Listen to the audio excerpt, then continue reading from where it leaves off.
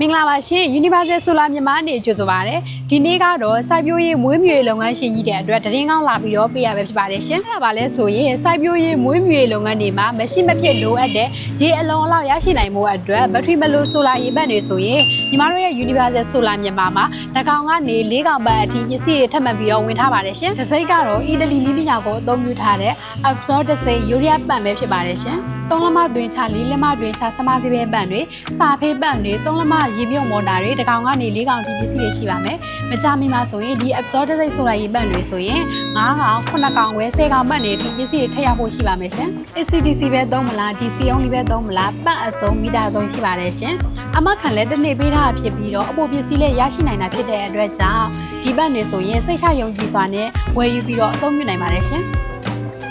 လက်ရှိရောက်ထားတဲ့စမစီပဲပတ်နေတဲ့အဆိုရင်အနည်းဆုံးမီတာ90ချနိုင်တဲ့ပတ်ကနေအများဆုံးမီတာ300အထိချနိုင်တဲ့ပတ်နေရောက်ရှိထားဖြစ်ပြီးတော့ရေထွန်းလုံးမှာဆိုရင်လည်းပတ်အမျိုးအစားမီတာမျိုးစားပေါ်မူတည်ပြီးတော့တနာရီကိုအနည်းဆုံးရေကားလမ်း1300ကနေအများဆုံး1000ခွဲဝန်းကျင်ထိထွက်ရှိနိုင်တဲ့ပတ်နေရောက်ရှိထားပဲဖြစ်ပါတယ်ရှင်။အခုလုံးလုံးစေရွေးချယ်စရာဆိုရင်ပတ်အမျိုးအစား20ကျော်ထိရှိပါမယ်ရှင်။